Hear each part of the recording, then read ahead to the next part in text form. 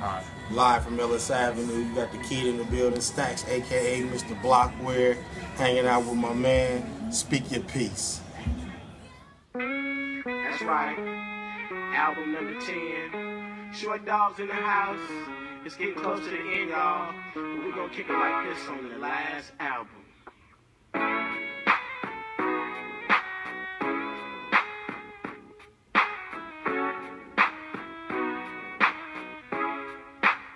Now let me holler at you. I'm from Omaha, Nebraska, by way of Houston, Texas. Okay. Moved to Jackson in '96 on a tennis scholarship. After I graduated, played some pro tennis, ended up going to Southern in Baton Rouge, working on my master's in public policy. Right around that time is when I started the t-shirt printing company, and then from there it spawned into the promotional company. You know, got to the hair business, salons, the barbershops. Okay.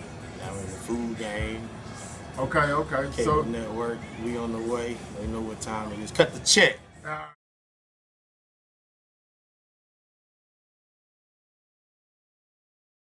I've always had a thing for fashion. I used to make hats early on in my career, like even as when I was in middle school and things like that.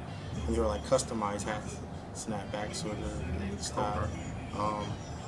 And then, you know, if you think about t-shirts, the garment, the t-shirt isn't going out of style.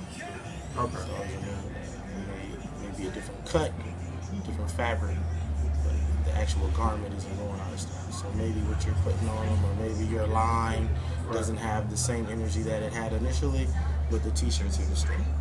Okay.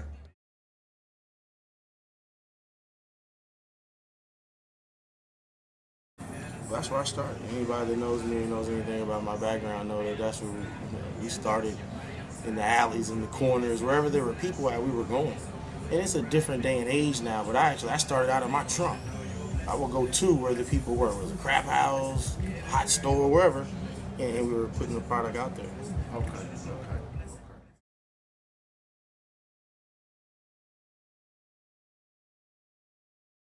And one person. Hands down, my grandfather. He's always had strings of real estate and commercial buildings, and you know, he always had nightclubs and bars. They say I'm a chip off the old block. Okay. No pun intended, but yeah, it had to be my grandfather. So I got my motivation from within. It wasn't that I had to go in search of somebody, a rapper, or a friend at school, or somebody around the corner. No, I got it from my grandfather. Okay.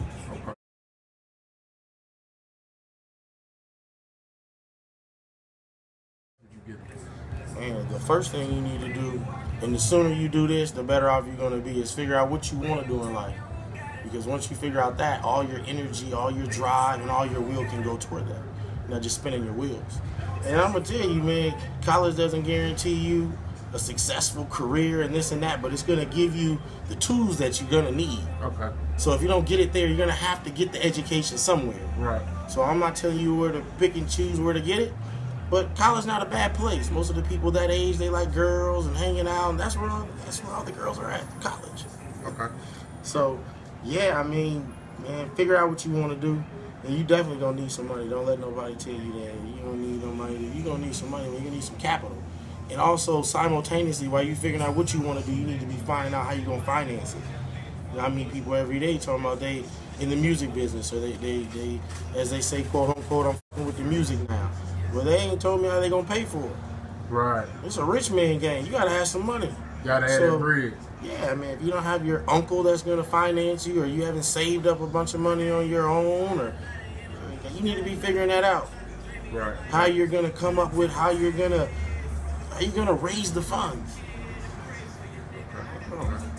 All right.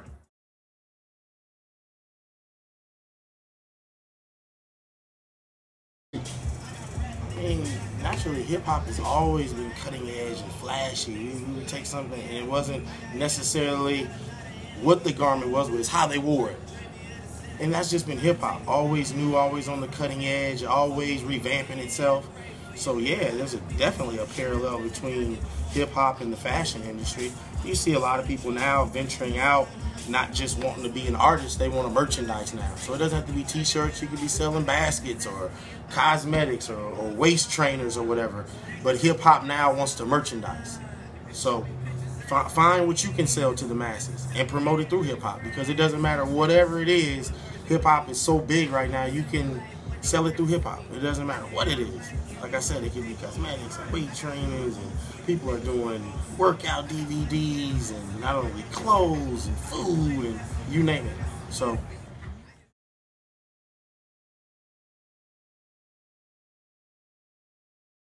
I've been fortunate all my life, really blessed. So I was well traveled, even at a young age.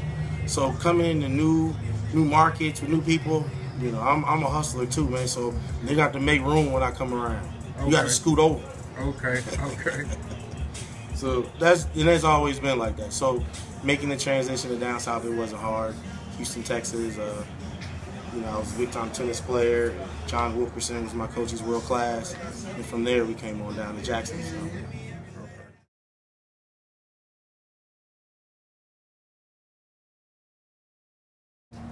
You better focus, man.